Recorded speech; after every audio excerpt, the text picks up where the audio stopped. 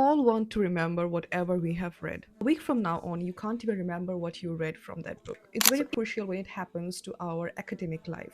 Here are steps you can do to remember or retain whatever you are reading. The first point is to think through it. This is something I have learned from a video where he actually explains in a very nice manner what it means to think through it. Between the video, he actually talked about the definition of what is economics.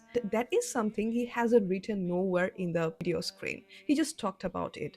He just talked about what's the definition, the keywords, how you can go through the definition of what is economics. And at the end of the video, he gave us a quiz. The quiz was, what is economics? And I was finally able to answer the question, which is study of the allocation of scarce resources.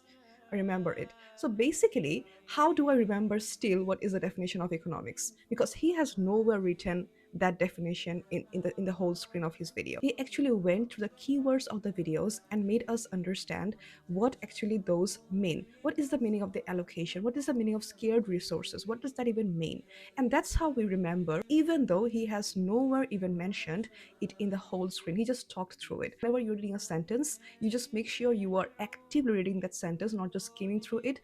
Make sure you're picking up the keywords and try to understand what those keywords are trying to tell you, the concept behind that sentence. The next point is to summarize. Let's say you're reading a page and there are a couple of paragraphs in that page. Whenever you finish the first paragraph, make sure you are making a summarizing note of that paragraph in 1 or 2 sentences.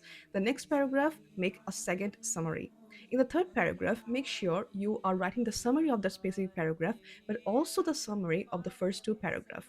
In the fourth paragraph, do the same thing. This way, you will be able to understand what that whole page talks about and connect passage by passage. The next one is to take notes. This is something I do always. I have this Notion page called the reading retention where I used to take notes from very long time ago. Recently, I have stopped taking, to be honest. I read a lot less. And whenever I go through the notes that I have written in 2022, it makes me nostalgic, but it also makes me remind what that book was about. The next one is the mind palace. This is something all students out there talks about, and this is very interesting. Imagine in your mind that you have 5 rooms in your whole house, and while you are going through, let's say, biology subject, you'll remember that the first room of yours talks about the membrane of the heart, let's say. The second room talks about valves of the heart. The next room talks about the chambers of the heart. So that's how you remember, or you make a palace in your mind, so that whenever you, in your imagination, you go from one room to another, you can remember what those rooms specifically talks about. If you want to get the list of YouTube videos which I have seen actively retain information you have read,